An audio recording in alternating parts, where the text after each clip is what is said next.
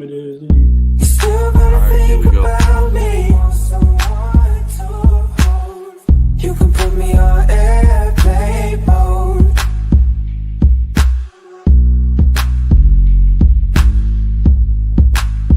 You can put me on.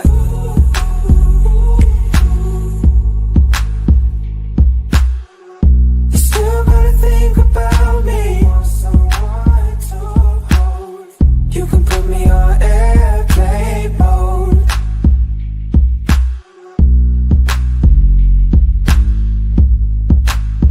You can put me on.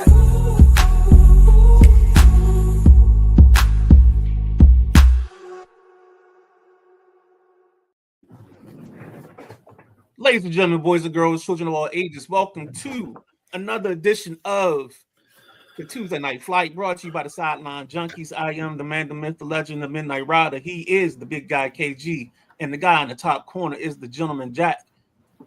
Of course, the sports world has gone through some devastating news, so we're going to bring you that. We got Maddie to come in a little bit later to talk a little hockey. Got an NBA All-Star game recap or weekend recap, and then we hit you with the JC College Basketball Top 10.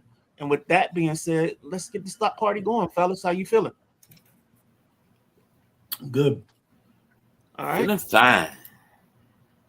Well, I'm gonna do this quicker than normal. I'm just going to turn this over to you because we got a lot of stuff to handle today. And try and fit in a time frame, brother. Let's go. Yes, sir. And if you don't know, now you know. We got to get situated here because Midnight Ride, I know you mad as hell because you up in the top corner. You ain't in your spot. It's all good. You got to have your spot in the huddle there, bro. We good. We good. We calling. We can make it all the every now and then. All right. We going to go. First of all, good evening, everybody. We're going to do this really, really quickly and respectfully. Come through this thing right here. We got a lot of deaths we're dealing with. First up, gotta say RIP to Robert Duvall. He was Tom Hagen in The Godfather Part 2. He was Pac-Man, aka that was his nickname in Colors. Frank Grimes and John Q. Just an illustrious career as an actor. 92 years old. He passed away on Sunday night. They announced it Monday morning. Just tough loss, but I take it the way BJ always says. He says, man, you got to look at it as a life lived and a career that is unmatchable, unmatched. So, Midnight Rider. Oh, real I know quick. You had something to say. Yeah, I just love him in what's the movie with the Daytona 500 movie? Days of Thunder. Yeah, that's my joint. You know, he had to calm cold trickle down and get him to go around. And he said you never pass on the outside. So he was like, you can do it because we put these special tires on. And nothing was funnier than the press conference when he was asked about it and he told the lady about the special tires. So that's probably one of my funniest parts. He's been great in other movies, kind of as the sourpuss dad and everything. So, yeah, very well accomplished. Loved him in Kicking and Screaming. So, there you go. Yes, sir, Midnight Rider. You're exactly right. Colors, Days of Thunder. And one I really like Duvall in was one of my favorite all-time movies, and that's Gone in 60 Seconds. Boy, going out there swiping all them rides. So that's what's up with me and David Duvall, a gentleman with a long rap sheet of movies that he has been in, produced, or just been involved with. So RIP, Mr. Duvall. Next up, we got RIP to Jesse Jackson. In our generation, I think it's safe to say he is one of the leaders of the civil rights movement for poor and disenfranchised people. Operation Push, the Rainbow Coalition, Operation Breadbasket. He did some work in DC, working alongside Mayor for Life, Marion Barry. It's a famous picture that's been going around for quite some time of him and Marion Barry playing basketball out at Potomac Gardens in DC. He was an athlete himself. Him and Marvin Gaye used to ball all the time together. 84 years old. He was sick with Parkinson's. So he passed away. Midnight Rider. Just real quick, you said it all. He was always involved in a little bit of everything. That's probably a tremendous amount of pressure being part of a movement and then the leader of the movement being taken away. And you and the guys have to figure out, what's next, after you lose a person like Martin Luther King. So I think that had to be something that really weighed on him. I love the picture of him against Marion Barry because he actually does look like an athlete in the picture. And it's amazing them dudes never wore t-shirts, man. They was always balling in suits, man. Get you some shorts and some t-shirts, brother. But that's all I got on Jesse. Yeah, no, Jesse, being the predecessor to Dr. Martin Luther King, everybody knows what kind of leader Jesse Jackson was. So, and I think both of you spoke pretty good on that part. But the part that I had in my mind of Jesse Jackson was he was a standout quarterback at North Carolina A&T. Transferred there from Illinois, I believe it was. Illinois he transferred. And he was a bad mamma jamma on the football field. So he's actually in the North Carolina A&T Football Hall of Fame, got inducted there in 84. So, Mr. Jackson was an athlete as well. Duval Paul checking in said, rest in peace to an American legend. There is no Obama without Jesse Jackson, which is true. Jesse Jackson ran for president twice in 84 and 88. Fell short, but he still gave us hope. And that was what he always told us. I am somebody. Mm-hmm. Next up, great coach, ABA player, ABA coach, introduced that high scoring offense in Denver. Doug Moe. He was also an assistant from 2003 to 2008 with the Nuggets. He passed away today, right? Pretty much a little bit before showtime. Played with the Oakland Oaks. And if you don't know about the Oakland Oaks, that pretty much comes to DC because the Oakland Oaks played a season, I believe, here in DC where they were still known as the Oaks, but they kind of traveled back and forth. So you had Rick Barry, Dr. J and with Virginia, as well as the Iceman, all playing in the same area at the same time for the ABA. So Doug Moe, Midnight Rider. No, I just remember the Denver offense is running up and down the court, scoring as many points as they possibly could. I think I remember it was always like the Nuggets and the Jazz, and the scores would be like 140 to 145. Of course, the Jazz had my man Alex English. So the Nuggets had Alex English, but those were good times, man. Go ahead, Jack. Don't forget them San Antonio Spurs back then. They was high flying scoring too, boy. And Coach Moe was over there in San Antonio for a short time as well. But I got to go back just a little bit on this one. Doug Moe grew up in Brooklyn, pretty tough side of Brooklyn over in Flatbush. He went to Erasmus High School in New York and lightly went to Bullis High School in Maryland, in Potomac, Maryland. I can't get no info on it, but it's listed. And I do recall my dad talking about him when I was in my 20s. He would tell me about that because I'd be watching. Maybe it was younger than 20s because I'd be watching, the Denver game because I loved Denver Nuggets basketball back then. You had Dan Issel, Kiki Vandeweghe. I mean, that offense just flowed. And so after, a high school career at two schools, he went on to UNC, become a two-time All-American in the 60s. He was accused of being involved in a point-shaving incident, a charge that Moe denies and denied and never was charged with. And it was all over $75, y'all. $75. NBA teams did not want to sign him, so he joined the Italian League in 65. He was the league's top scorer in 66. So Moe could score when he was on the court, as well as being a coach to make teams score. He eventually signed with the upstart ABA in 67 with the New Orleans Buccaneers. He played with UNC teammate Larry Brown there and ended up coaching with Larry Brown later on when he started his coaching stuff. In the ABA, he played 5 seasons with 4 teams. He was a 3-time ABA All-Star and won a ship in the ABA in '69 with KG's Oakland Oaks. ABA coach, NBA coach. He coached Denver, San Antonio, Philadelphia. He was an intense coach. Intense. He won Coach of the Year in '88 with Denver.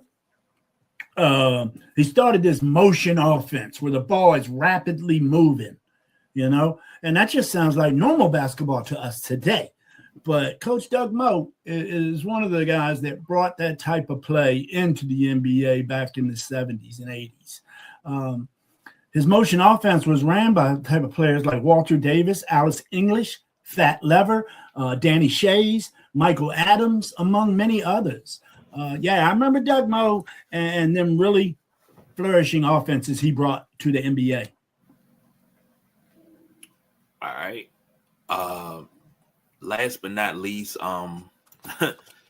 Lee Ice checking in. He said, bring back the 80s Nuggets uniforms. You talking about with the skyline and the rainbow? you don't know how good you had it until it's gone. Bring those back and bring the 90s Supersonics back. Oh, the like Sonics the are coming back. When they do the expansion, Sonics will be back. And they're going to be named the Sonics. The Bullets jump with the 2 L's getting the rebound. I like that one too. If they I got it. I'm not even going to get into that. This one hits close to home. Trey Johnson. He was drafted here in DC, offensive guard. Drafted in the 2nd round, 1994. Played with the Redskins from 94 to 2000 and came back in 2002. Fan favorite. Was always on some Redskins show, whether it was Redskins Report or I'm drawing a blank on the one that used to come on late at night on Channel 9. But he was always on, always accessible. I always said that if Trey Johnson was pulling around the corner, I'm going in for 6. And was it called Redskins Sideline? I think that's what it was called, Channel 9. Yeah. After the news, yep. Yeah, that's what's called. He always, whenever he got hurt, it was always because somebody rolled up on the back of his leg. And he always said, I could stay healthy if people didn't roll up on the back of my leg. But he was my guy. He was one of my guys. Midnight Rider? Yeah, I think we were still going to Carlisle at that time. So I know I've met him and I know I bumped into him. I didn't really get a chance to see him out in the wild after he retired. But he was always like that guy. I mean, of course, I know somebody's gonna bring it up. But he was just a leader, man. He decided to stop playing football and fall into the background and mentor young men at Landon High School, which was like he didn't seek glory. He didn't go there expecting to be the head coach. He didn't even want to be the head coach of football. I think he even got dragged into helping with football, to be honest with you. Mm-hmm. I think he just wanted to be a teacher and just educate kids. So that's just the beauty of Trey. And if nobody mentions it, I'll go back to that one other thing I'll mention about him. Go ahead, Jack. Yeah, no, Trey Johnson definitely. If anybody had any kind of interaction with him, and I'm kind of the same way, the way I think about it as the way I'm trying to put things out there. But it's all about the kids. That's the way Trey looked at it. It's all about the kids. It's not about me. It's not about Trey Johnson. And this goes back to me. I really got to know Trey for a short moment by doing some work over at his place over in Woodmore Estates, over in, I guess they call that Largo, over off of Woodmore Road, Lotsford Road area. And I was doing some misutility work, in which KG is familiar, and I'm pretty sure a lot of our listeners are familiar with misutility work. So I'm spraying his grass orange and red and yellow, And he's like, what are you doing out here, man? What you doing? I said, well, they running a new cable line for you soon. So I got marks so they don't bust up your phone and your power. And he's like, oh, all right, cable guy, thanks. And I'm like, no, I'm not with the cable company. So this here goes on. And about 3 weeks later, I'm at a game. I'm sitting right on the railing where the players go to the tunnel after a game. Me and another gentleman that worked at this locating company I was at named Sam Garnett. We sitting there. I'm like, what's up, Trey? And he just looks up, throwing his wristbands to kids. And then he sees me and he's like, cable guy, what's up? And that's 3 weeks, man, that he remembered that. So that interaction with me and Trey was awesome. I seen him in a couple other autograph signings. I believe they might have been with our guy Monk over at AAG. But he was always upbeat. You never seen it to where he didn't have enough time for adults or kids. You know, a lot of these athletes will only interact with the kids. They're worried about the adults because they're trying to make money on the autographs.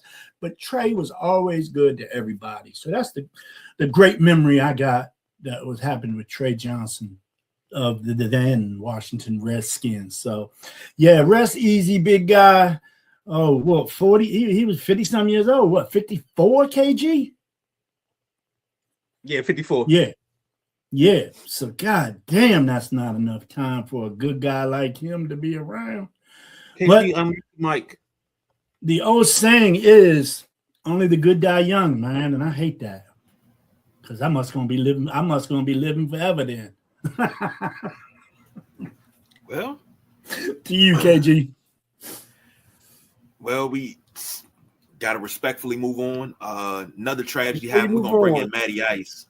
Before you move on, I talk know. about that.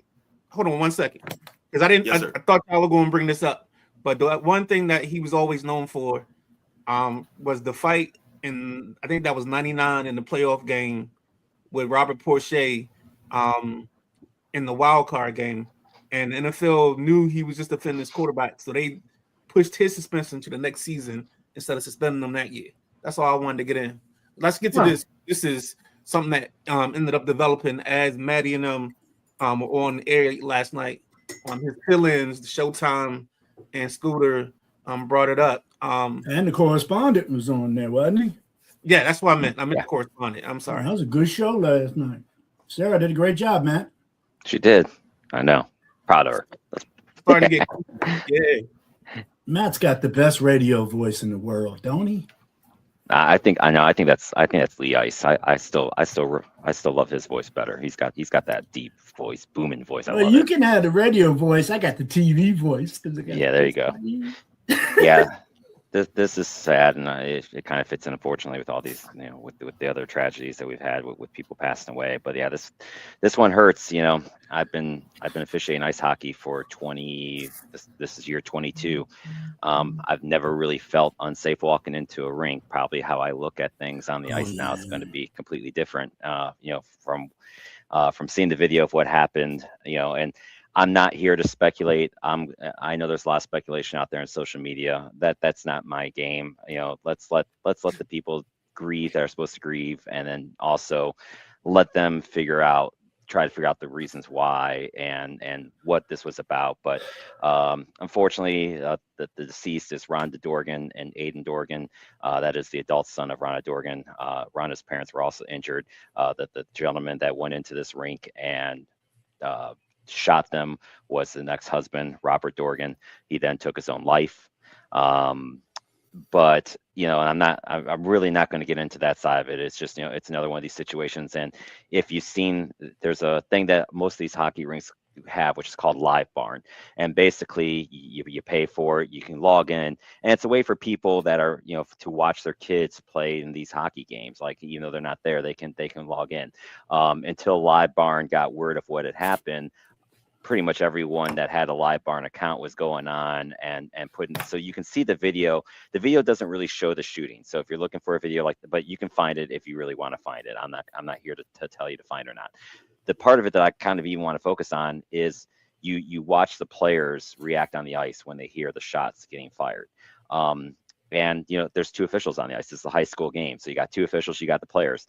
And I'll be honest, if you watch real closely, you see the player that's closest to the door dart immediately off the rink. You see the other ref more worried about themselves, and it got me wondering, it'd be easy for me to sit here on my high horse and say, well, as an official, they should be making sure that the players get off safety. That's our first priority, right?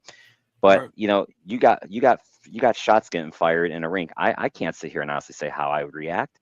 I'd love to sit here and say I'd do the right thing. But even like when my wife and I were talking about last night, she said, if I found video of you trying to do that, I probably would kill you myself if, for taking advantage, because you don't know where he's shooting, right? And especially on an ice rink, like I started thinking about, like, most of the stands, like, here's the glass, a lot of the stands, you're up above the glass. I mean, you're exposed on the ice. There's nowhere to hide. It just made me really question and wonder, like, how would I have done if I was on the ice in that situation? What the hell do you do? They don't go over that in our seminars.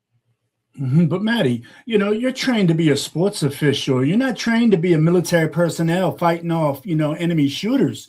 Yeah. I don't feel it's your responsibility to, yeah, God bless the kids, man. But when situations like that, CYA, man. I know. And that's what you see. You see It's hard. kids fleeing everywhere, and it turns out, no shots were fired onto the ice. This was all in the stands. Nothing was fired onto the ice, but it does make you start to wonder, like, okay, this happened here. And look, let's be honest, this country is full of copycat idiots and people that need mental help.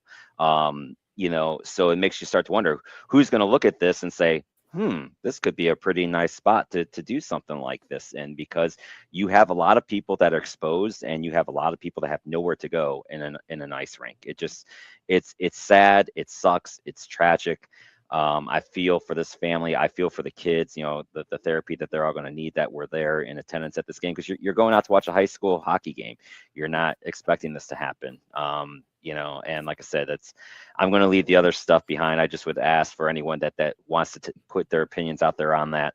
Like, let's let the family do what they're supposed to do. Let's let the family grieve, and then let's try to figure out the why. And let's have smart discussions about the why, not just jump to a conclusion that fits maybe a political narrative that you want it to fit. Because I have a funny feeling when this is all said and done that's going to have very little to do with it. As to the why, obviously this was a domestic dispute, as a domestic situation. And I feel for the family. The bottom line is a kid that was in this game playing no longer has his brother, no longer has his mother. And that should be the real sad story. Unfortunately, leave the other shit behind, so to speak, and just let the family heal. No, I totally agree. There's no good way to transition from something this bad or to make it easy. But if we decide as a group, we're not going to speculate on the why and the beyond. Let's just go ahead and make a full transition to the next thing. Part of the reason why we brought you on the show, so that way we can kind of just, lighten back up the mood, because we need to do that. Let's do that. Lighten her up. I can do that. All right, let's go. Where you want to go first? You want to do men's? You want to do women's? What do you want to do first? The next game is the women's championship game. So let's talk about the women being a wagon right now. Go ahead and give your stats and let's go. Yeah, the women's final will be Thursday at 1:10 p.m. You're going to have the United States taking on Canada. These are the two big dogs as far as when it comes to women's hockey. If anyone watched the Drive Time show, I was hopeful that maybe one of these other countries, a Czechia, Switzerland, a Finland, or Sweden, could maybe challenge these two. It just honestly hasn't happened this year in the Olympics. The Canada has steamrolled everybody, and then U.S. has steamrolled everybody and Canada. They played 7 games. The U.S. has outscored their opponents, ladies and gentlemen, 32-1. Yes, they've given up 1 goal in 7 games in this entire tournament. That 1 goal was in their first game. They've now gone over 360 minutes without giving up a goal. This women's team is just on fire right now. But they're still playing Canada. There's been 8 gold medals before this one. The U.S. and Canada have played for 7 of them. Canada is 4-2 in these gold medal games against the U.S. They've won the last 2 gold medal games, and they still have the best goal scorer ever to play in women's hockey, and that's Marie-Philippe Poulin. She scored the 2 goals against the Swiss. They only beat the Swiss 2-1 in the semis. To get into the finals, the U.S. rolled over Sweden 5-0. I do want to give a shout out to Layla Edwards, who's having a hell of a tournament. She's the first Black player to play wear the Stars and Stripes. She's had 2 goals, 7 points. She actually plays forward for the University of Wisconsin. They moved her back on D. She's been phenomenal on D, making great D plays after great D plays, but just leading, and she leads the point on the power play. She's gotten a lot of her points that way. She's done phenomenally well. So I honestly feel this is U.S. games to lose, and the only way I think if Canada can get a goal early and put that pressure on the U.S., maybe, I think then Canada can keep it. But the U.S. made this decision to go with this younger, stronger, quicker lineup and it's just worked. I mean, Canada has a lot of talent, but it's an older group, and they looked slow when they played the U.S. in the round robin. They lost 5-0. It's the first shutout of Canada in the Olympics ever, and it was done by U.S. And then I haven't gotten to the goaltending of the U.S. and they nickname themselves the Brick Walls, and they've been playing that way. So I gotta give a shout out to Gwyneth Phillips, who's from Athens, Ohio, and Aaron Frankel. They've given up just with the one goal. Phillips set a record with 3 shutouts in her first 3 Olympic games. So we'll see. I like the U.S. I think Canada will score, but I got 4-1. I'll take the U.S. 4-1 to beat Canada and bring the gold home on the women's side, which this team has just been dominant, and they are fun to watch. So, how does Canada win? They win by Poulin scoring multiple goals and their defense, keeping the U.S. in check, which they can do. I mean, this Canadian team still has a lot of PWHA players. They still, and they've got the experience. They've all been here before, So we'll see. Was that 5-0 just them because it was back-to-back game for Canada? Poulin was not playing in that game because she was resting an injury. So there's a way for Canada to win this game. And I was on with the guys on Unapologetic Sports before. Would it be an upset by the money line? Yes, but for anyone that follows these two teams, not really. It'd be a disappointing loss, but I wouldn't call it an upset. On the women's side, there was a woman that scored a goal last night, and her brother apparently plays for Iowa State and hit a clutch 3-pointer. Are you familiar with that, Maddie? I heard it. I can't remember what her name was. There's so many weird stats like that because you got one girl, Schoenfeld, whose dad played in the NFL and stuff like that, and they've been kind of fun to watch. And I can't remember. I remember them talking about, but I can't remember her name. It was kind of a blur. I'm looking at the box score from last night's Cyclones game. I can't remember which cat it was. It wasn't Jefferson, no, that Tor or Lipsy. Who knows? They might not even have the same last name, because of marriage or whatnot. But yeah, that's what I heard. I heard the gentleman hit a big 3-pointer just after his sister scored her first goal in the Olympics. Yeah, so I like that though. That's a good one. Yeah. It's Heiss, Nate Heiss, and a guard on Iowa State team whose sister is Taylor Heiss. Taylor Heiss. I see. There it is. There he is. Yeah. Yeah. And Heiss was 3 for 3 from 3-point last night. She's had a great tournament too. She's really has played well. The whole team's played well. They're fun to watch. So yeah, if you got the chance, watch it at 1:10 on Thursday. It's going to be a fast game. It's going to be physical. It's U.S. Canada. It's what everyone's been waiting for. So they'll go at it again. Like I said, from the hockey standpoint, I'm a little disappointed that we just haven't. No one on the women's side has competed with these two countries. I really thought this year would be the year, but they're light years above, and I don't know, maybe even the U.S. is getting that far ahead against Canada. If they have a statement win on Thursday, that might be an interesting point of view. KG? I mean, geez.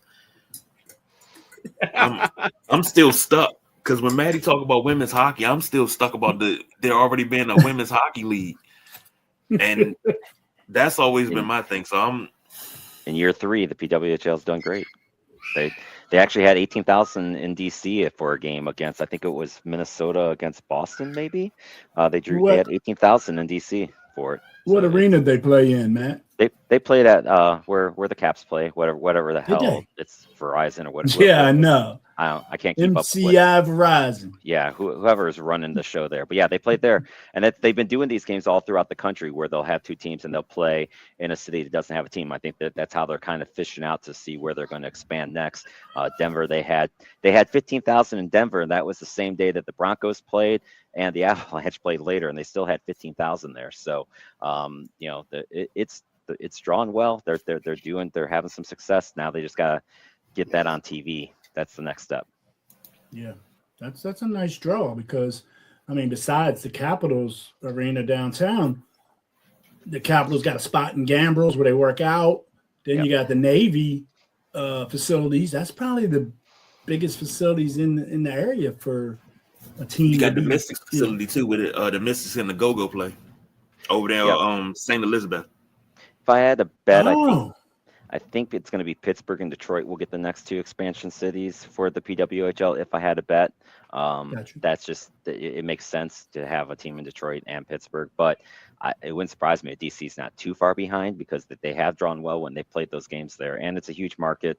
There's I think it's something the Mystics always have drawn well, so I think it's a market that they will get into. I just don't think it'll be the next round of expansion. Maybe the one after that I could see.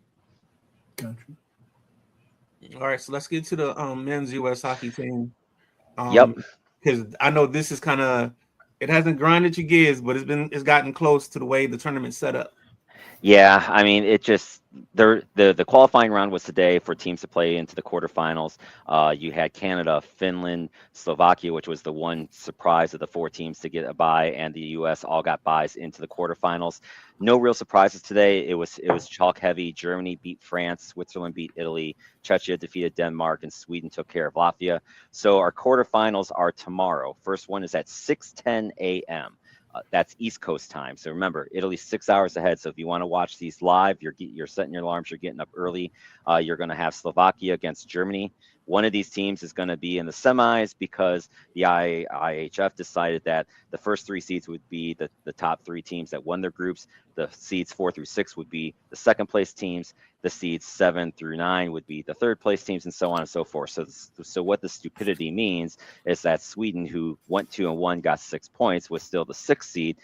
They will draw the U.S. in the quarterfinals, which means a team that a lot of people had favored to be gold medal winners are going to play each other in the quarterfinals, and one of them isn't even going to get into the semis, which is just stupid. I love Slovakia. It's a great story, but the fact that they get to play Germany in the next round is just silly to me when they've lost games, and you got the U.S. and Canada who've rolled over everyone, and arguably the U.S. has to take on the probably the third or fourth best team in this tournament that's left. But that's the last game of the day. That's at 3:10. At 10:40 tomorrow, you will have Canada play Czechia. These two played in game one. Canada won 5-1. Czechia is good. They've got a lot of NHL players on it. They could give Canada a run for the money, but kind of like what I talked about on the women's side, where this is the U.S. games to lose. I really feel right now the way that the men are playing, I think this is Canada's to lose. They have so many offensive weapons on that team. And yes, their defense is a little suspect, but it doesn't matter when you're scoring 5-6 goals a game. I mean, they beat Czechia 5-1. They beat Switzerland 5-0. These are teams with NHL players on it, and they just rolled all over them, and the scores weren't even that close. So I don't see Czechia beating Canada. The Finns play the Swiss. The Finns lost their first game. That's the only upset really that we had was on day one when Slovakia beat them. Besides for that, we really haven't had the upsets. The Finns bounced back and beat Sweden. And since then, they've just been rolling. I think they'll get by the Swiss pretty easily. That game is at 12:10. And then again, 3:10, you have U.S. against Sweden. Sweden didn't play well until today. They dominated a decent Latvia team that's got Elvis Merzlikins, who's a goaltender who plays for the Columbus Blue Jackets, and they've got a few other NHL players. But Sweden just dominated. Their big boys showed up today. So Jacob Markstrom was in goal for Sweden. He plays for the New Jersey Devils. He's played most of the games this game. He wasn't getting too taxed. I imagine he'll be in goal for this one. It should be Connor Hellebuyck for the U.S. because Jeremy Swayman did not have a good game in his game against Germany. Gave up a goal pretty much from half ice, which was no bueno. The U.S. did beat the Swedes in the Four Nations with similar lineups, so the U.S. should win this game. They have a little bit more depth. They have, I think, the better defense, but you're playing a Sweden team that's equally talented. I mean, they're led by Gabriel Landeskog and others.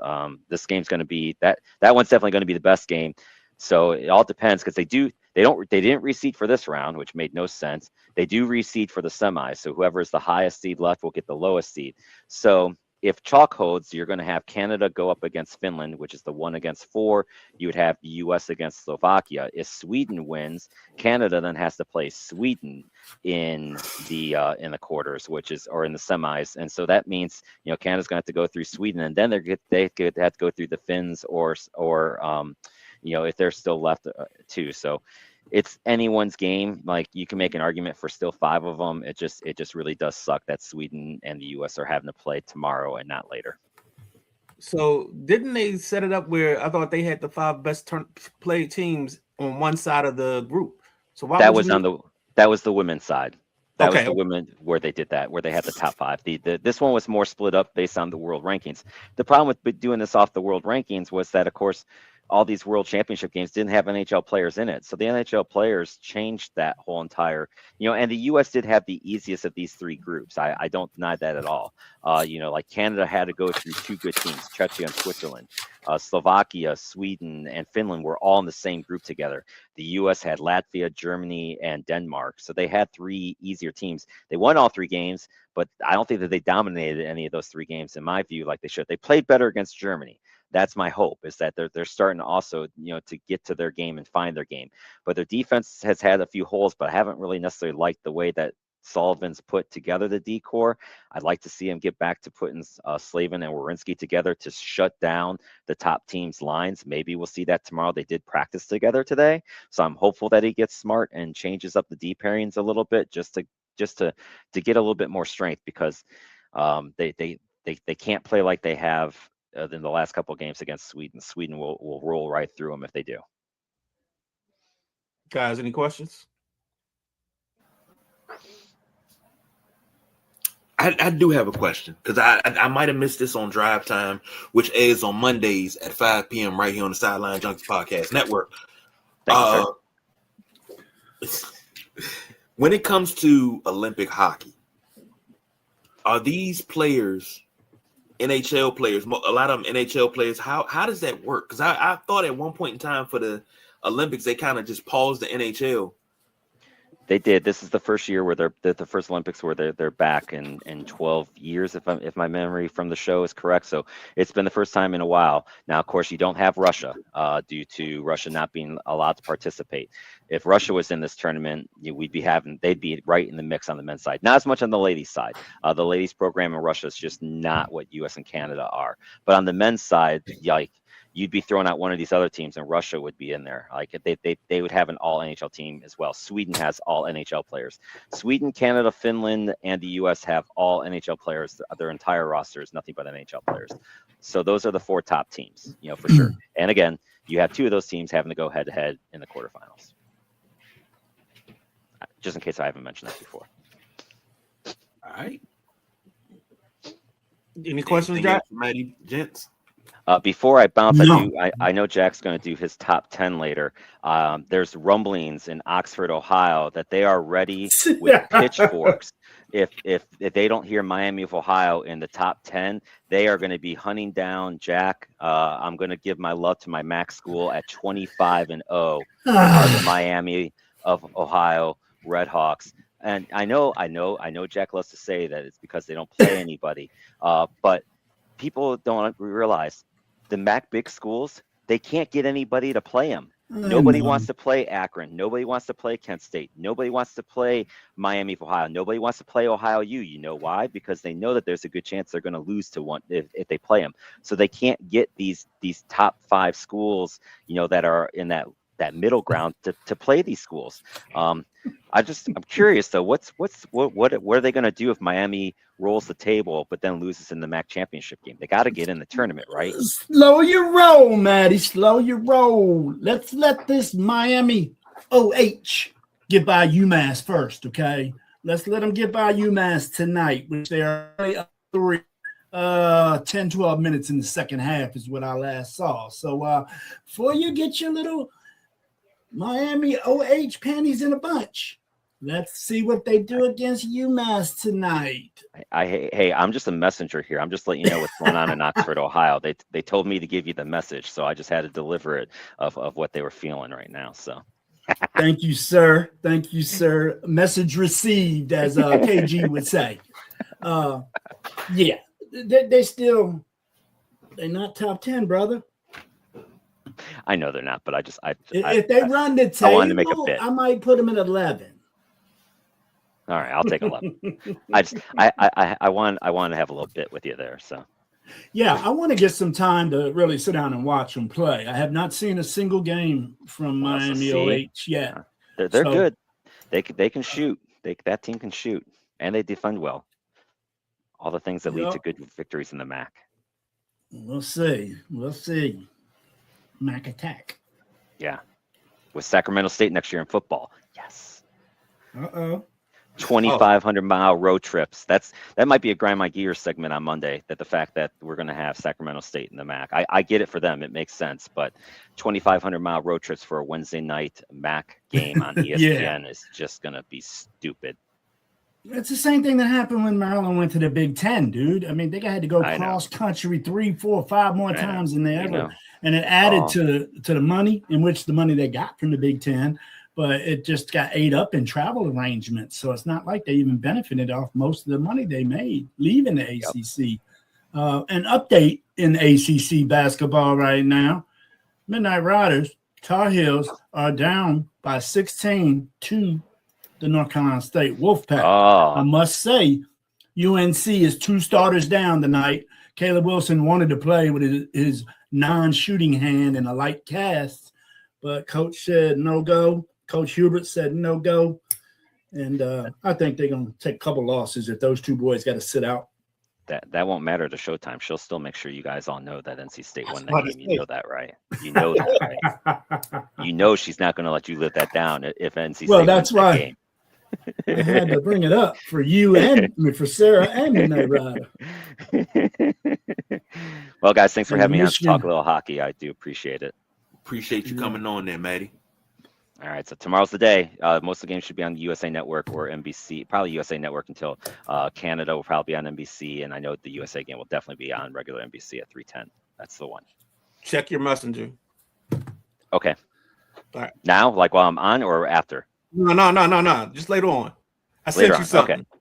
Okay. I said I was going to give you a redesign. So this is your design. Oh, okay.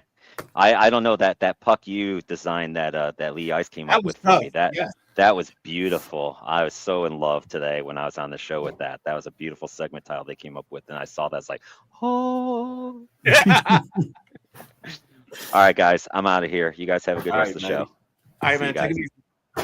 That was the great Matty Ice of Drive Time, seen here every Monday at 5 p.m.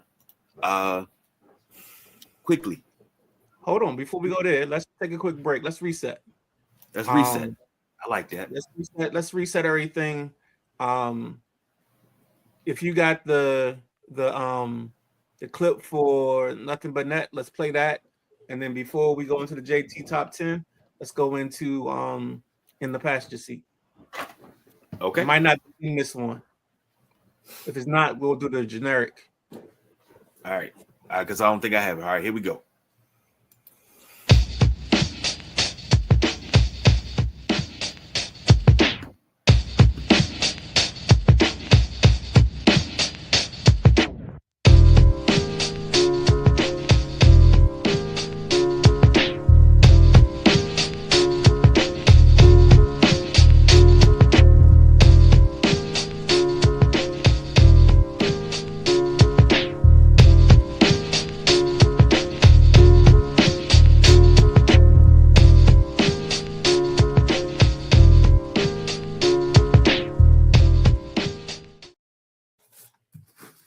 Ladies and gentlemen, that is our Thursday night.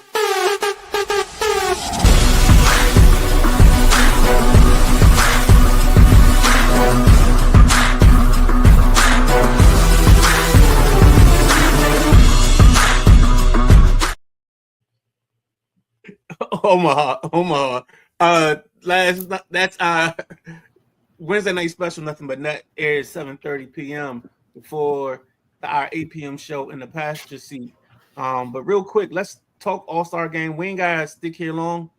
And then let's get out and then come back in with Jack and the JC top 10. Yes, indeed. NBA All-Star Game was this weekend. I had power issues on Sunday, so I didn't get to see it. So Midnight Rider, I asked that you fill me in quickly on what happened. Terry said it was one of the best NBA All-Star games in recent years. I would like to know. I don't want to wait till tomorrow. Give it to me now. That's like saying that that's like saying that what you got this week I don't even know how to describe it.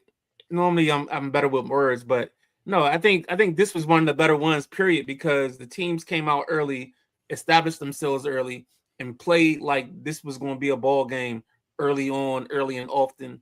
Wembanyama takes the tip, the jump ball, post up, gets a dunk, and I think that kind of established the motto and the tempo. And I think the fact that we had, instead of these guys having to play a full 48, because you were splitting 48 minutes amongst 24 guys, I think they were able to give a little bit more effort. And I think just putting the competitive nature into it, making guys having to compete, to get into this tournament and win this tournament.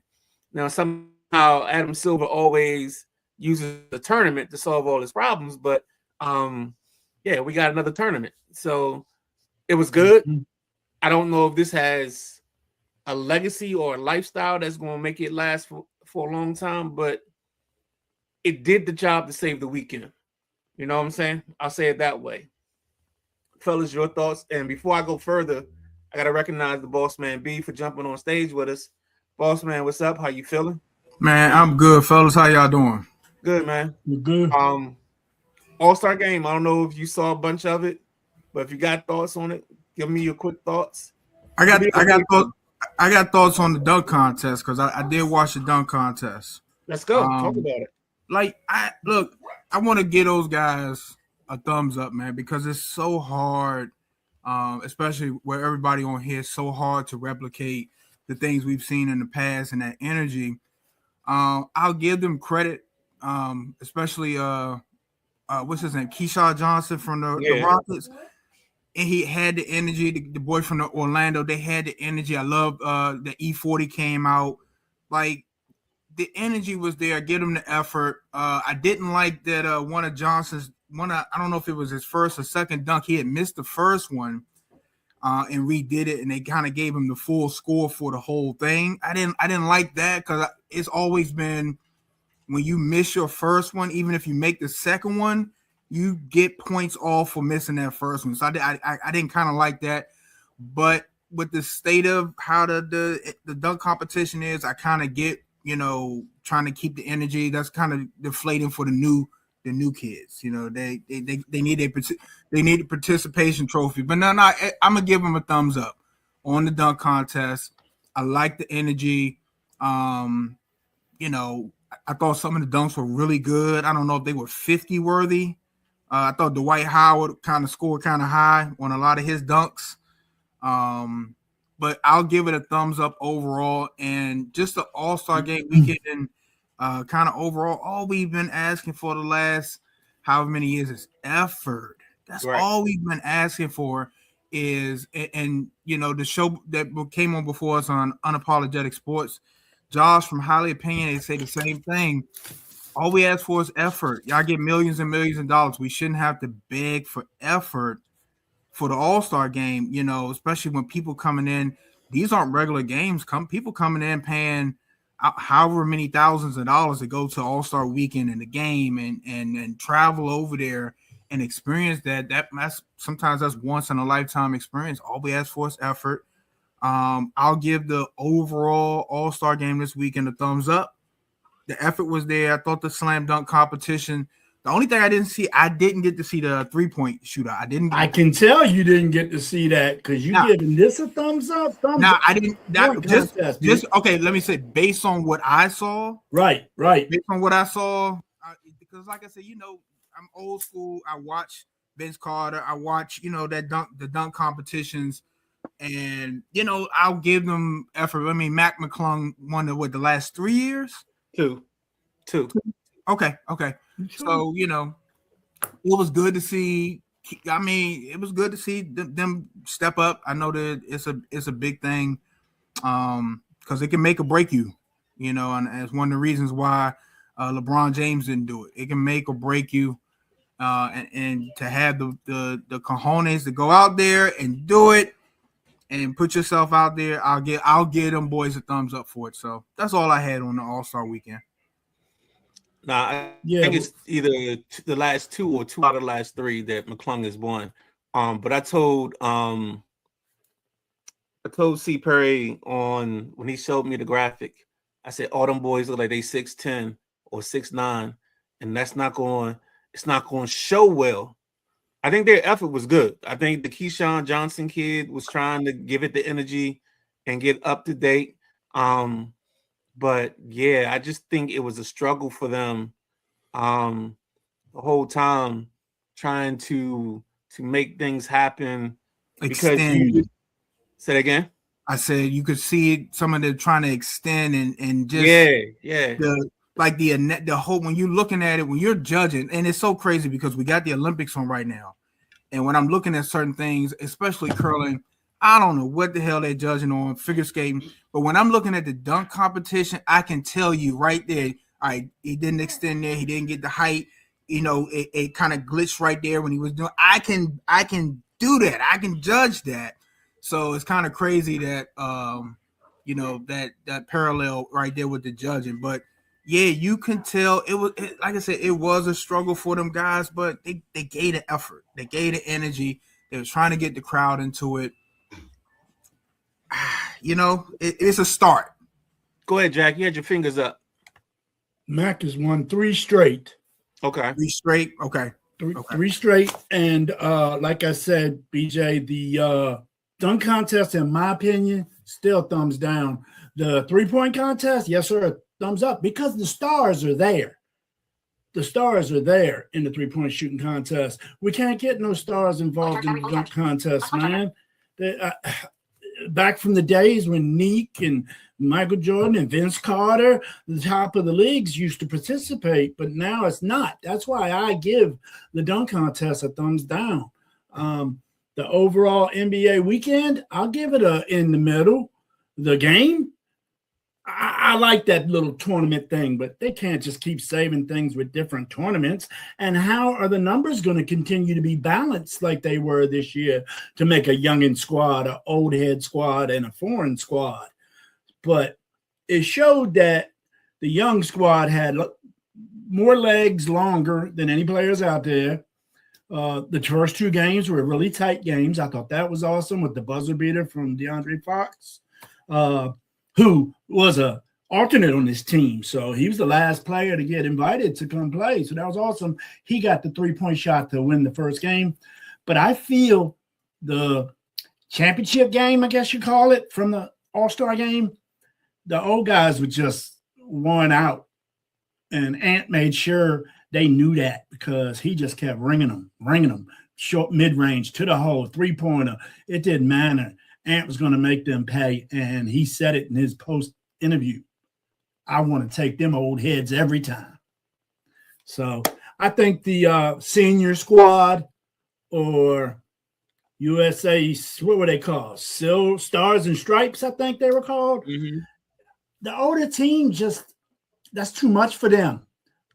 I mean, sitting around for God knows how long that 12-minute period took to play.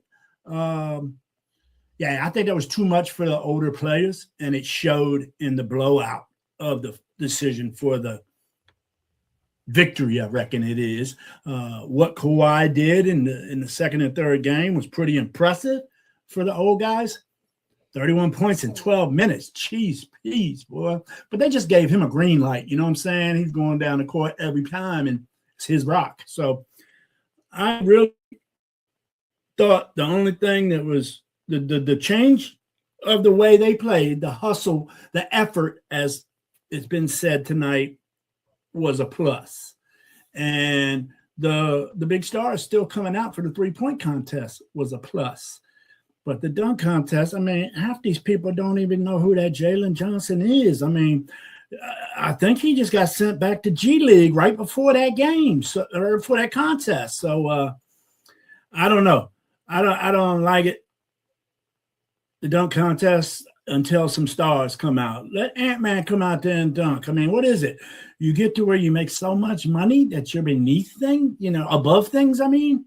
And that's the way it kind of seems, the way these guys act towards participating in the dunk contest, which used to be one of the most popular contests of NBA weekend. Hell, I'd rather watch the skills challenge than dunks contest. What do you think, KG?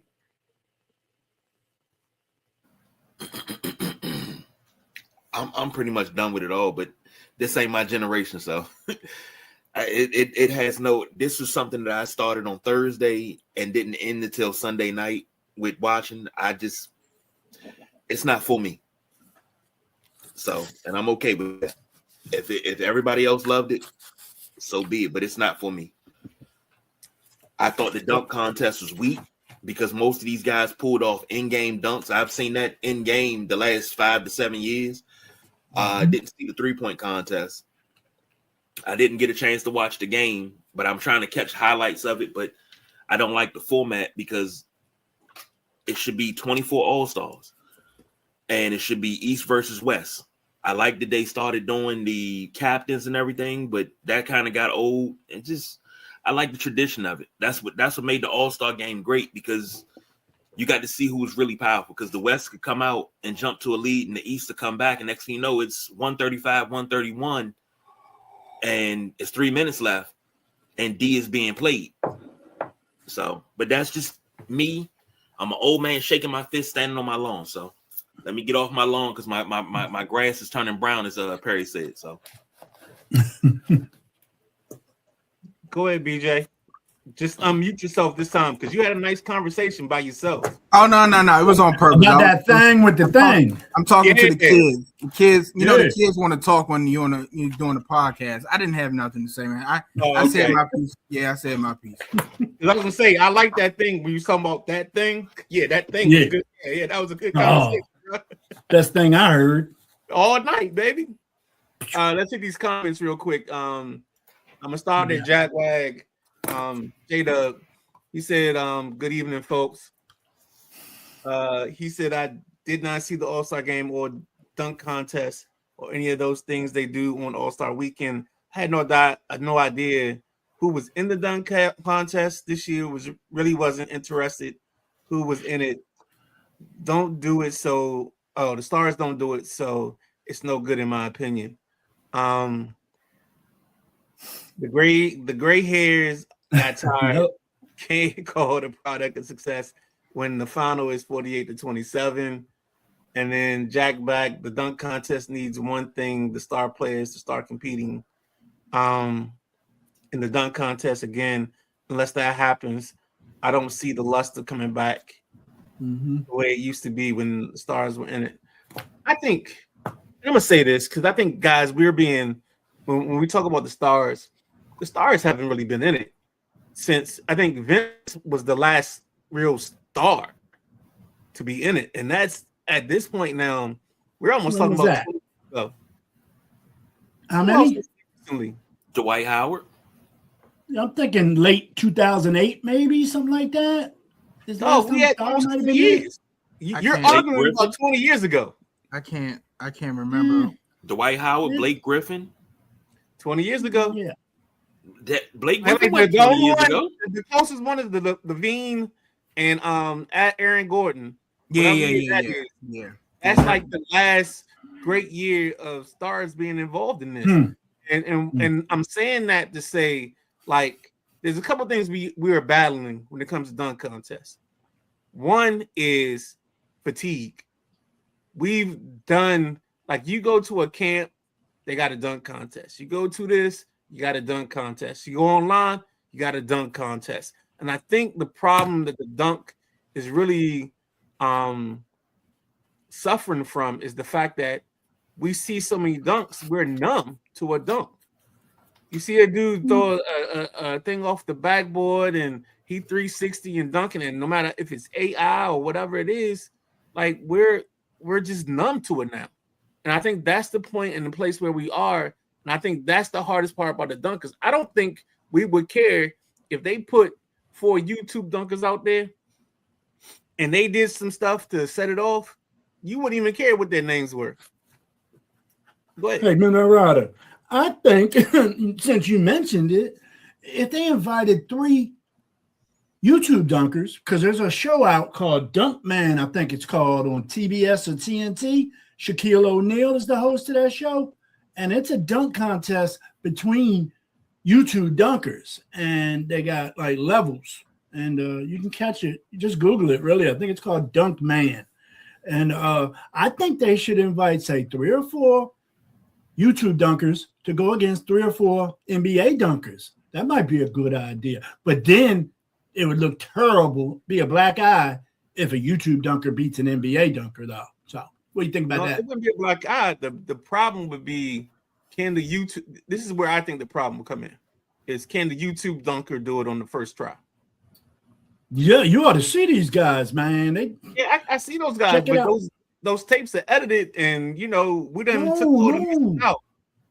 I'm talking about on the show Dunk Man. Okay. It's not edited, bro, and they dunking pretty hard and doing some shit I haven't seen before on NBA. So, and they're not out there with 5 dunk coaches like some of these guys. That kills me, man. You need a dunk coach? You're not. I don't know. All right, guys. Maybe that's a good idea. All right. Anything else on the dunk contest before we go? And then we do the JC top 10. Before y'all get to the JC top 10, I just wanted to hop back on, continue the show, fella. I just wanted to hop in and give my 2 cents about the NBA All-Star Weekend. I'm going to get out y'all way. All right, cool. Peace. All right. We're going to take a quick break, giving you a preview of tomorrow night's show that comes on at 8 p.m. on the Sideline Junkies Podcast Network. It's called In the Passenger Seat.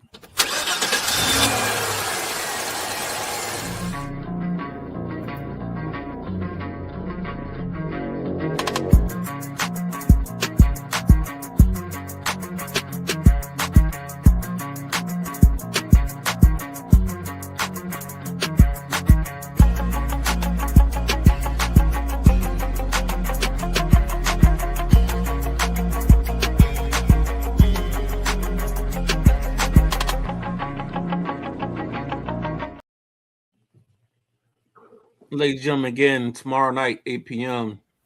in the passenger seat, starring the gentleman Jack Carr. I think tomorrow night he's got Lee Ice with him as his guest host. Lee Ice will be the backseat driver tomorrow. And I am going to have baseball coach, Riverdale Baptist baseball coach, Aaron Graves. He's doing a lot in Prince George's County youth baseball as well. And he's also, I just found this out last night, he's also a volunteer on the coaching staff at Stevenson University. And everybody knows my daughter goes to Stevenson University. I must say my daughter, the Dean's List recipient for the first semester. And that's going to be fun to talk to him. He doesn't know anything about my connections with Stevenson, so I look forward to getting into that with him. All right. So next up on the agenda that we call it, we do a little thing on Tuesdays. Tuesdays our list show, and this list is the JC top college basketball. The JC college basketball top 10. So let's go ahead and get to dancing with the top 10, Jack. Oh, speaking of dancing, man, let's get ready because there's only about 5 or 6 games for most teams left before we start conference tournaments. So stuff's heating up. I'm going to jump right to my list, the top 10. And number 1, and I'm going to let you know, I made this list this morning. I watched that Arizona game last night and then made my top 10. So I got Michigan at the number 1 spot with a 24-1 record. They beat UCLA and Northwestern this past week. Up next tonight, they are playing the Purdue Boilermakers right now on Peacock. Do we got an update on that Michigan Purdue midnight? Michigan 91, Purdue 80, and that's a final. Final. Okay. Well, the big game for Michigan now is going to be this Saturday. They got a home game versus the Duke Blue Devils, 6:30 on ESPN. You watch this Michigan team. They got 3 big scorers. They got 3 big rebounders, Lindenberg, Johnson, and Mara. Mara's 7'3". That joker's big. So check out the 3 guys are the heart and soul of that team, and they got a bunch of supporting cast there as well. Number 2, UConn Huskies. Before you go on, that ball game is actually in the DC area. It's in Cap 1 this weekend. The Michigan Duke game, it's an alternate site game. It's a tournament? No, it's just an alternate site game. Yeah, you know, I was unaware of that. Yeah, Duke likes to play, alternate site games here and there. So this weekend they're playing at Cap One. I don't know if that's part of the soft opening of Cap One and their new rehab. So Okay. that's going to be in the area. But I think if you don't have $600, you probably won't see that ball game live and in person. So, well, thanks for the info. That Michigan is going to be considered the home game for this neutral site. They're going to be considered the home team for it. So, yeah, I appreciate the heads up on that. Number 2, the UConn Huskies at 24-2. They beat Butler and Georgetown this week. Honestly, UConn doesn't have much on the schedule until the 25th of February, where they got St. John's coming into UConn. St. John's is a top 25 ranked squad and maybe even higher by the time the end of February rolls around. UConn 5 scores, average double digits, and they all shoot well. You never know who's going to be the high point man for this UConn team. A gentleman named Solo Ball is really the commander of this team. Number 3, Duke Blue Devils at 23-2. They beat Clemson and Syracuse this past week. Up next is the game Saturday versus Michigan. Carlos Boozer, 23 and 10 rebounds, 4 assists, and 2 steals. That's a nice little stat line. And then you got Isaiah Evans, the sophomore, that's just been lighting three-point land up for the Duke Blue Devils. In the number 4 spot, I got Iowa State in there at 22-3. They rebounded off a loss to TCU to beat Kansas pretty sturdily. They beat Kansas 74-56 last week, and then they beat Houston 70-67. Everyone on this team eats, Midnight Rider. I mean, everyone on this Iowa State. Number 7 eats, number 8 eats. It's a team that almost anybody can score. They went on a 17-4 run to end the game against Houston, and Iowa State just showed me so much heart. They was on the floor. They was jumping for boards, boxing. It just did all the little things to equivalent to that 17-4 run to wrap up that game against Houston. Houston didn't look good in that game. So since Houston lost Iowa State, I got Houston at number 5. I want to say they were as high as number 2 before all this, but they're 23-3. As again, 70-67. It was a hell of a game. The next 2 for Houston is going to be something. Houston's got Arizona at home Saturday at 3 p.m., and then they got to go to Kansas on next Monday. Houston is led by Emmanuel Sharp, the gentleman that led them last season to the championship game, and Kingston Flemings is another high scorer. Both of them average about 17 points a game. They're a tough tandem to handle for Houston, but I feel that Houston needs another 1 or 2 ball players to show up in the scoring column to make them that team to be feared come March. Number 6, I got Arizona dropping to number 6 at 23-2. They lost to Kansas 82-78, and they lost to Texas Tech 78-75. All close games. I'll give them that for that, close losses. But they don't have much. They do got much coming up. They got a gauntlet coming up right now, matter of fact. They got BYU next on the schedule. Then they got Houston. Then they got a tough little batter team. Then they got Kansas. They finished the season with Iowa State. So we're really going to see what Arizona's made of, Midnight Rider, once they finish that 5-game stretch right there. Are they that team that was atop the polls for almost the entire season so far, or can they not win big games? So, number 7, Purdue Boilermakers. They're playing some great basketball. They're 21-4. They beat Nebraska and Iowa this past week. Tonight, they are playing Michigan right now, and it's over. And as we said, Michigan defeated Purdue. They got a nice starting 5 at Purdue. Trey Kaufman-Wren is the leader of this squad, as he was last year. Trey Kaufman-Wren had a tremendous tournament last year, and I expect to see him continue to lead this team. And number 9, Rock Chalk Jayhawk. I done moved them Kansas Jayhawks, to the number 8 spot. 19-6. They beat Arizona, but they lost to Iowa State. I think I had them at 8 or 9 last week. So that's kind of why they're staying where they're at, even though they beat Arizona, guys. But up next, they got Oklahoma State and Cincinnati.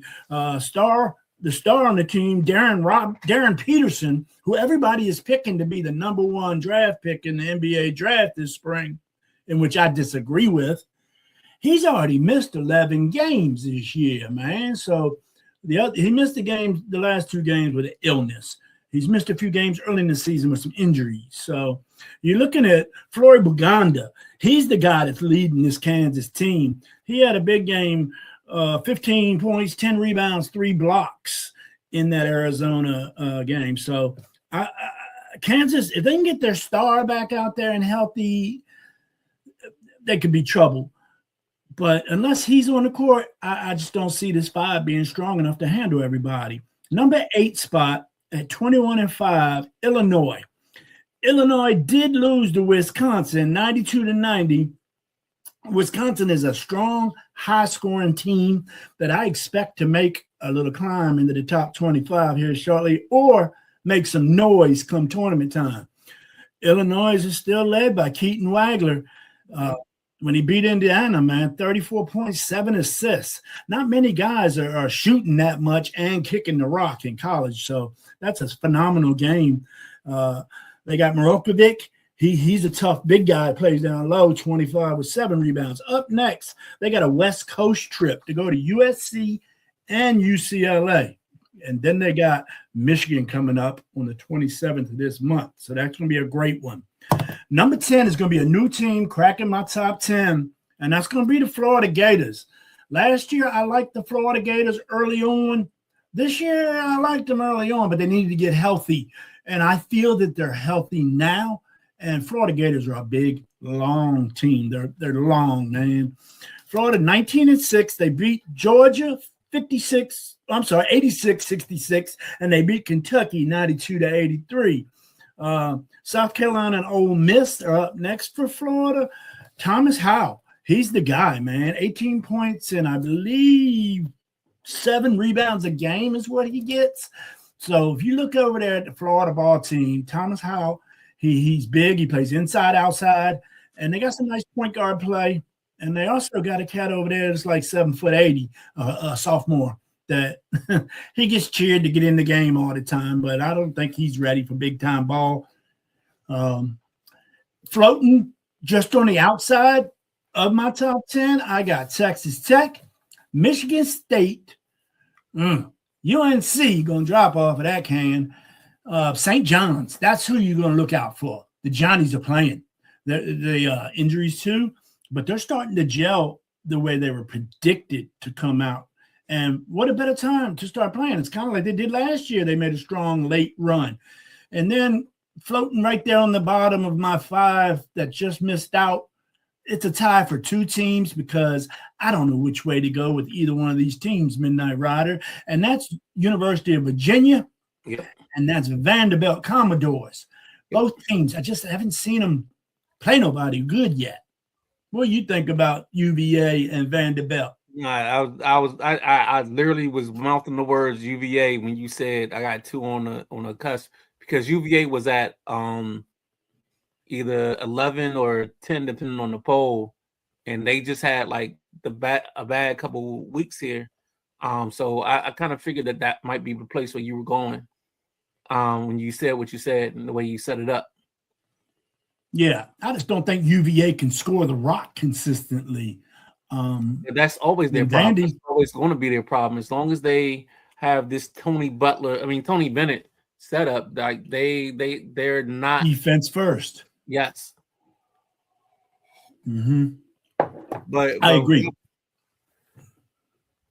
Wisconsin took a hard fall because I thought Wisconsin was up at the top for a minute. They did. Ohio State.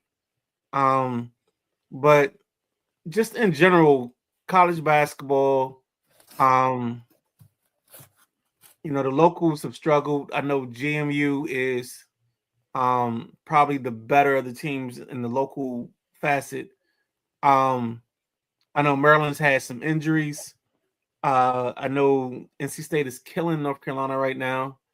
I know that's not local, but that's just local to my heart. I don't know what Georgetown is doing. Like if you, how do I want to say this question? Because I'm going through because I'm trying to figure out how I want to ask it. Okay. Let's ask it this way: if you had to pick a favorite right now, going into March, blind, who would you take as a team that you put your horses to, hit your wagon to? As far as winning it all, Yeah. oh, you know where I'm going one way. I mean, Duke's as strong as ever, man. I mean, it disappointed me last year that Duke can have 4 guys drafted in the top 10, yet they didn't win a damn national championship. UConn, Michigan, I'm up at the top. I don't from the lower half. From the lower half of who I think I might see,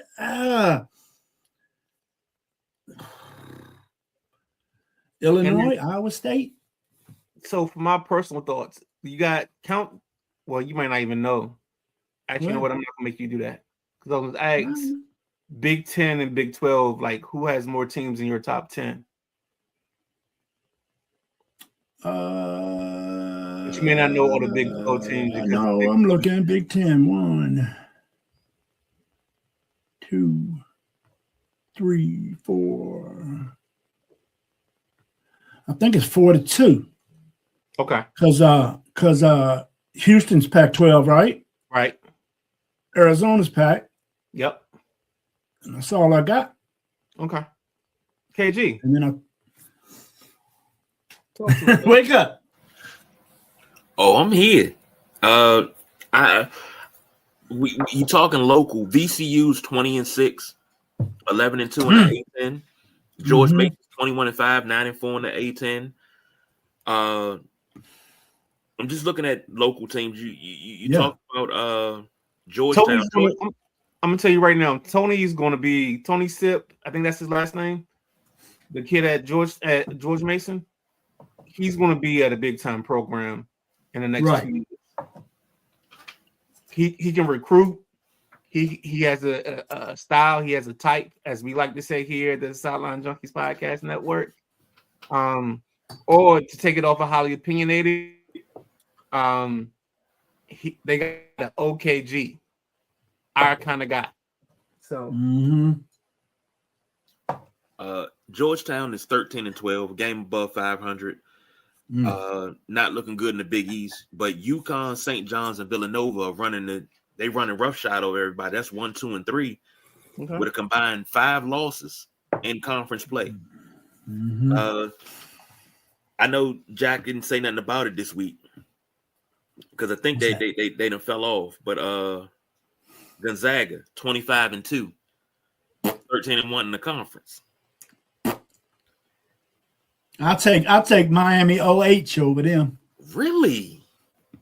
I'm telling you, man, I ain't seen nothing. I mean, and I think they might even be in the top 10 on AP, but they're not in my top 15.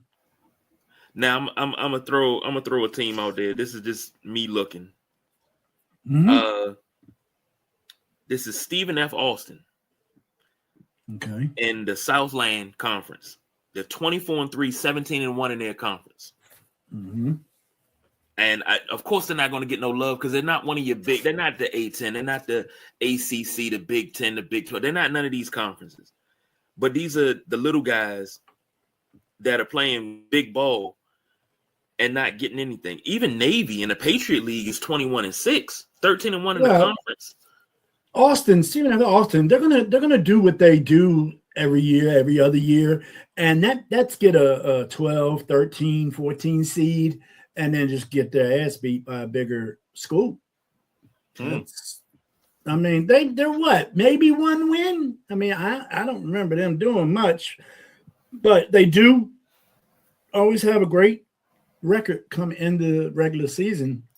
And who else they got in their conference, KG? Let me go back and look. While I'm doing that, let me ask you a question. Thank you. Yeah. They got McNeese State, Texas A&M Community College, New Orleans, Nichols, All right, Lamar, that is Houston that Christian. I digress. I digress. I'm sorry, that's Texas A&M Corpus Christi. I'm sorry, Oh boy. that's Corpus Christi. But I mean, with teams like Stephen F. Austin, we talk about Miami of Ohio. We talk about out on the West Coast, Gonzaga. Can we say that St. Mary's. that the mid-major is still actually holding on just a little bit? They may not be on life support, but they're in a hospital. They breathing on their own, but it's touch and go. Can we say that the mid-major is still alive? That's hard to say from You my saying critical condition but stable. definitely. Yes. Now I think they in a coma. Cause like I say, man, all they are now is a stepping stone. But they're stepping stone because their athletes now go from their schools to the big schools to be Right. the third and fourth and fifth guys. So it's not just that in its own right. That's a good question. What else do we have? Because I got something I'm curious about. That's all I had. Because, I mean, you know, I'm always talking about mid-major because your mid-majors are your Cinderellas. Those are the ones that come to the dance and the shoe might slip off and, you know, they get chased by the prince all night to see if the shoe fit, and then the clock strikes 12. So, you know, those are your guys.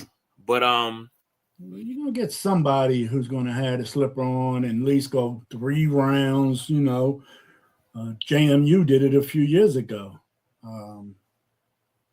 It's still gonna happen, but I just don't think they go as far as they used to. There's just the talent's way off from these big universities to these smaller schools. Yeah, but the talent's way off is because their talent's being poached. Transferred. Yeah. and that JMU upset, we picked that here. That was picked here. Yes, you did. I remember. Couple things to keep an eye on. Excuse me. Tony Clark just resigned as part of the player union in MLB. Keep your eye on that story because that's going to be a story. Excuse me. I thought we'd have time to get to it today. Talk about tanking a little bit on our show. Let's definitely talk about that on another day. But let's have a conversation because I got some feelings about like some of these conversations. And I think yeah, Jack, there you go. See, you get that green and gold in your system. Yeah. But no, yeah. So I was just singing "Go-Go," man. That's all. You was. No green and gold. Yeah, it's green and gold. It's okay. You can have some line pride. It's okay.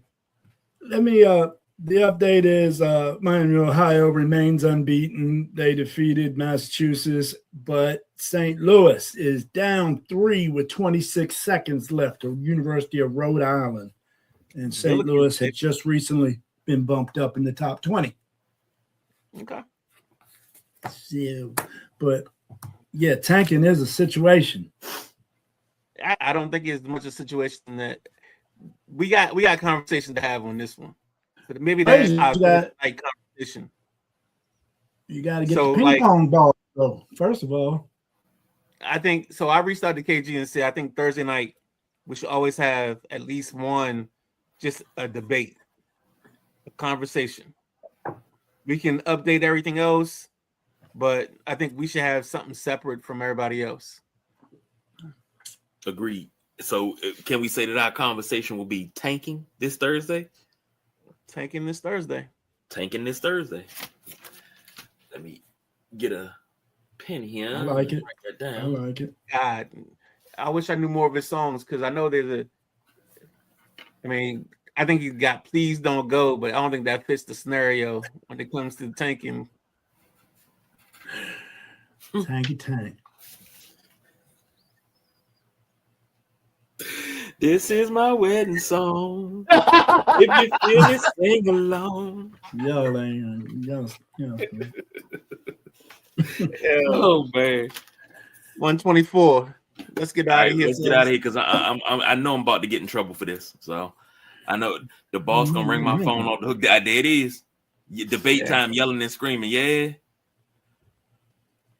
But no, man. Oh, Boss Man came on for 24 minutes and made us run over. Shoot. Blame it. That's it. It's his fault. We ain't do that. Yeah. Blame it on the boss. Blame it on the cause. Never mind. All right. Yeah, I just Here we took go. 20. 30 seconds. Last thoughts before we go to bed, gentlemen. I told you my two. Tanking the MLB PA situation, and I think that's all I got. Jack. High school basketball is heating up. Some schools only got a couple games left, about another week. And I'm gonna try to get to some of the best matchups I can before playoffs start. And I definitely want to get to some playoff matches. And I'm still trying to work my way into how I'm gonna get up into Johnny Unitas Arena, or I'm sorry, Towson basketball arena for the state championships. So got some people I got to call after the show and check in on some high school hoops. So keep you posted. Okay. KG. Well, sheesh. Take a week off, you forget what you're supposed to be doing. So you at this point in time in the show is you end the show and you tell Yeah, everybody, that's what we're supposed to do. So you yeah, preview the shows for tomorrow night. yeah, Maybe that's tell what- them on Thursday night, and then you say thank you for watching. We appreciate the people in the comments. Yeah, all that. So you got tomorrow, you got Nothing But Net at 7:30. At 8 o'clock, you got In the Passenger Seat with the Gentleman Jack Carr and special backseat driver Lee Ice. Thursday, we'll be back with the Thursday Night Throwdown. Saturday, you got the Gridiron at 11:30 a.m. New season has started in the greatest fictitious league in the world, Craig. In the world. In the world, Craig. 9 o'clock, you should have the WrestleManiacs. And we got something special brewing up for that. Special. Y'all are cooking. Y'all are cooking. I love it. And I don't even like wrestling, but my boys, the WrestleManiacs, are cooking. So, no, I'm not. I'm taking this to 1:30 because I can. No, but thank you everybody that commented, joined, and everything. You can also listen to us tomorrow morning, Odyssey app, Spotify, iHeartRadio, all your major platforms. So, for the Gentleman Jack, the Midnight Ride, I'm the big guy KG. We don't do no overtime, y'all. Ha! That's a lie, because we are out of here.